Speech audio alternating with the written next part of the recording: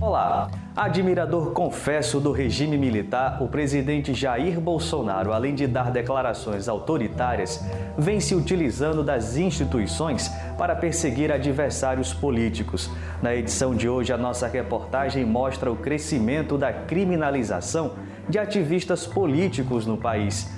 Na entrevista central, o secretário de Defesa Social de Aracaju, Coronel Luiz Fernando, analisa a chacina de Jacarezinho pela perspectiva de um ex-integrante da polícia e aponta que o saldo de 28 mortos na operação revela o fracasso do modelo das polícias brasileiras.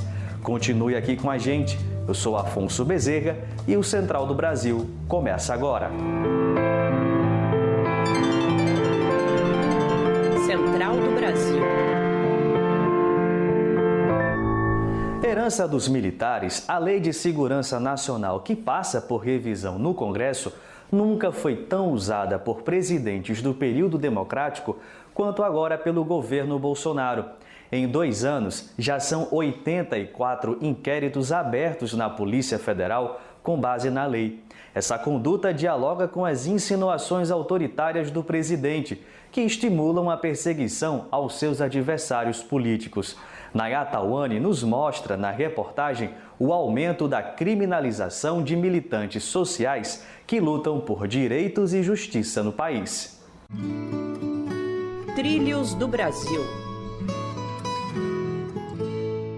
Casos recentes de criminalização de ativistas têm exposto a caçada do atual governo contra os que lutam por direitos e justiça no Brasil, como é o caso do comunicador Rodrigo Pilha, que foi preso por participar de um protesto em Brasília com uma faixa escrito Bolsonaro genocida. Privado de liberdade há mais de 40 dias, há denúncias que Pilha foi espancado dentro do presídio. Antônio Neto, do Comitê de Defensores e Defensoras de Direitos Humanos, nos conta que o governo de Bolsonaro utiliza de uma herança da ditadura para perseguir militantes sociais. A Lei de Segurança Nacional tem sido usada em 2021 para ameaçar e intimidar ativistas, movimentos sociais e organizações da sociedade civil que se opõem a esse governo.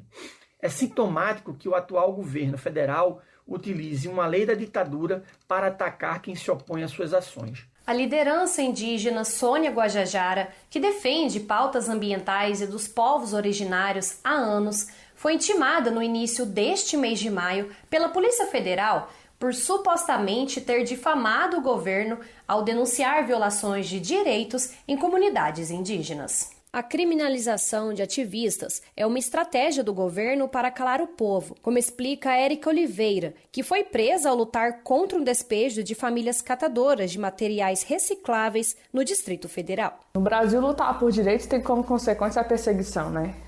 Isso tem se tornado rotina. O que a gente está vivendo hoje é um governo extremamente opressor, em falas, em ações, e não tem diálogo. Você sabe que pensar em direitos, ainda que básicos, e principalmente por serem esses, te colocam como alvo. O Brasil é o terceiro país do mundo com mais assassinatos de ativistas ambientais e dos direitos humanos. É o que mostra um relatório da ONG Global Witness, dado que revela a letalidade do país para quem atua na luta por justiça social. E não é só a perseguição aos ativistas que é uma reação direta aos discursos do presidente. Bolsonaro e o seu vice Hamilton Mourão aplaudiram a operação mais letal do Rio de Janeiro. Na entrevista central, recebemos o coronel reformado e secretário de Defesa Social de Aracaju, Luiz Fernando. Ele analisa a chacina de Jacarezinho como um fracasso do modelo da polícia brasileira e aponta que é por meio da educação que tragédias desse porte serão evitadas. A entrevista é de Vanessa Nakassato. Entrevista Central. Vamos receber hoje o coronel da reserva da Polícia Militar de Sergipe, Luiz Fernando Silveira de Almeida. Ele é secretário de Defesa Social de Aracaju e é um grande defensor dos direitos humanos, principalmente na área policial. Coronel, muito obrigada por aceitar o nosso convite. Como o senhor avalia a operação na favela do Jacarezinho? Qualquer operação que resulta em 27 mortes é uma operação com falhas, é uma operação desastrosa, na minha opinião. Não interessa se são pessoas procuradas pela justiça, se tem mandados de prisão, se são assassinos, traficantes, são seres humanos. E tem que ter o tratamento legal, justo, se devem, têm o direito a um julgamento justo, se condenados a cumprirem suas penas. Mas a gente nunca pode defender algo que tem um volume tão grande que se assemelha a um combate de guerra. Coronel, o senhor é contra a violência e já usou o diálogo muitas vezes para resolver conflitos. O que te levou a defender os direitos humanos? Direitos humanos são princípios que habitam o ser humano, que são derivados de um pacto civilizatório e que são direitos inalienáveis de todos, independente do que a pessoa faça, independente da origem, da sua cor, inclusive isso é constitucional. Então, defender os direitos humanos é uma obrigação de todo cidadão sensato, de toda cidadã sensata. Nós não podemos conceber que vidas sejam equiparadas com uma valorização maior de uma ou de outra, em função do que quer que seja.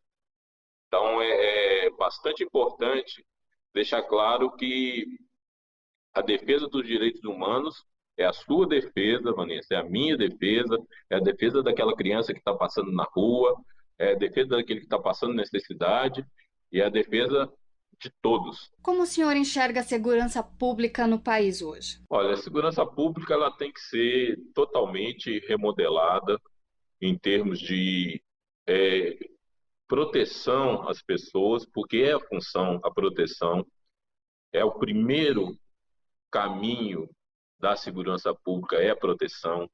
A repressão, ela vem e ela tem que ter a seletividade daquele que merece a repressão nos marcos da lei, e não uma repressão generalizada que tem dizimado irmãos negros, pobres, periféricos, jovens, né? As estatísticas estão aí, não adianta a gente querer mascarar, e fica dando cara de política de extermínio, né? Então, a abordagem num bairro chique é de um jeito, na periferia, na favela, é de outro. O olhar sobre uma pessoa mal vestida, preta, né, mal calçada, é um, e uma pessoa de terno, gravata, importados, que pode estar roubando milhões, é outro. O que falta para o Brasil ter uma segurança pública que proteja a sociedade e não destrua vidas? Nós temos um ensino muito ruim ainda. Nosso ensino ele não é um ensino transformador, ele não é educador. E essa educação tem que ser cada vez mais transformadora, filosófica, na busca de harmonia, na busca de permitir o contraditório, de não permitir nunca que as coisas sejam disputadas na agressão. E polícia é um extrato da sociedade. Não adianta. Se a sociedade não é boa, se a sociedade não é educada, você nunca vai ter uma polícia boa e bem educada. O dia 11 de maio é dedicado aqui no Brasil a homenagear o reggae, em alusão à data de morte do maior ícone mundial do gênero, o músico Bob Marley. Com letras marcadas pelo combate ao racismo e pela defesa da paz entre os povos, o reggae consolidou seu espaço na cultura nacional, conquistando até um museu no Maranhão. Luiz Assunção nos leva para conhecer a história desse som jamaicano que invadiu o Brasil pelas radiolas da ilha de São Luís e fez da capital maranhense a Jamaica brasileira. Nacional.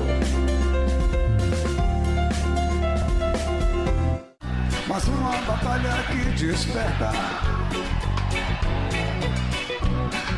Neste 11 de maio, que marca os 40 anos da morte do lendário jamaicano Bob Marley, comemora-se no Brasil o Dia Nacional do Reggae. Então a gente faz um voo cultural histórico até o Maranhão com Fauzi Bydon, líder da tribo de Jah, a mais antiga banda de reggae de São Luís, formada em 1986. O reggae é uma música que nasceu na favela, nasceu nos guetos mais cruéis de Kingston, na Jamaica, e onde há uma brutal desigualdade social, né? Então é muito semelhante ao Brasil. O reggae é uma música de contestação, uma música libertária, mas que traz embutido uma positividade, ao mesmo tempo a fé, a devoção, tudo isso são elementos cruciais para o reggae, né? Eu acho que a música tem tudo a ver com a nossa realidade e se torna um elemento importante, né, de estímulo para a juventude. Eu acho que é uma música realmente diferenciada e muito importante em termos culturais para o Brasil e para o mundo. Com mensagens que denunciam o racismo, opressões e desigualdades sociais, combatendo violências por meio da defesa de uma cultura da paz e do respeito a todas as pessoas,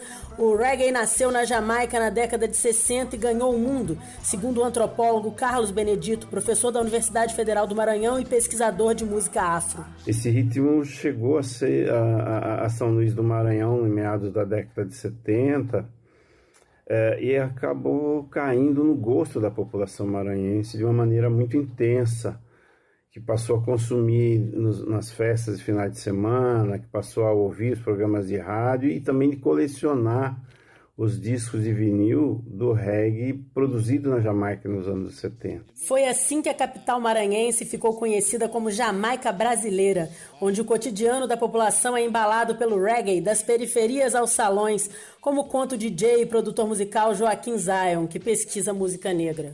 É a música preferida da periferia, tem centenas de bares e milhares de radiolas espalhadas pelo Maranhão inteiro. Então é uma força cultural e econômica muito grande aqui no nosso estado. A nossa sonoridade, se você anda pelas ruas, pelos becos, pelas vielas, pelo centro, a nossa sonoridade é reggae music. Então é uma música que ela tem uma importância incrível aqui pra gente. Fundador da banda Guetos, segunda mais antiga de São Luís, Tadeu de Abatalá segue difundindo a mensagem de Marley. A gente fala de preconceito, fala da igualdade racial e fala da luta dos povos por dias melhores.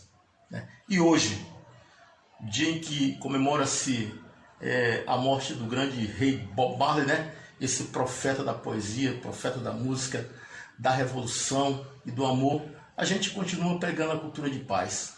Positive Vibration! A capital regueira aguarda o fim da pandemia para reabrir seus salões e curtir a música, que é sua principal marca cultural. E a nossa próxima parada cultural é em Buíque, no agreste de Pernambuco. Foi lá que a cantora e compositora Riá gravou o seu curta-clipe no Sítio Cajueiro, um projeto autobiográfico que também presta uma homenagem aos moradores do Vale do Catimbau, um importante sítio arqueológico do Nordeste. Vamos conferir? Parada cultural.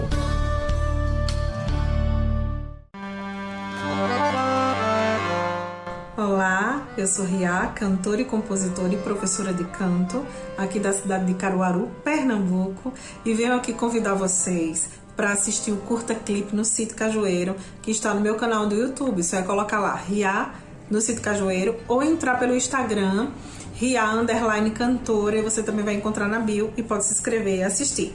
Você vai encontrar uma história autobiográfica, mas também que retrata a vida daquelas pessoas daquela região, dentro do Parque Nacional do Catimbau, onde a gente também registra o Alcobaça, que é um dos 33 sítios arqueológicos, com um paredão de 60 metros de inscrição rupestre. É uma história bonita, cheia de fotos, de fotografias, de imagens e um som onde eu retrato a poesia matuta, as violas, que tem tudo a ver com a minha vida e com a minha infância. Cajueiro, me traz de volta. Excelente dica essa da Riá. O Central do Brasil fica por aqui. E lembre-se, a pandemia ainda não acabou. Use máscaras, álcool em gel e mantenha o distanciamento social. Se puder, fique em casa. Até amanhã.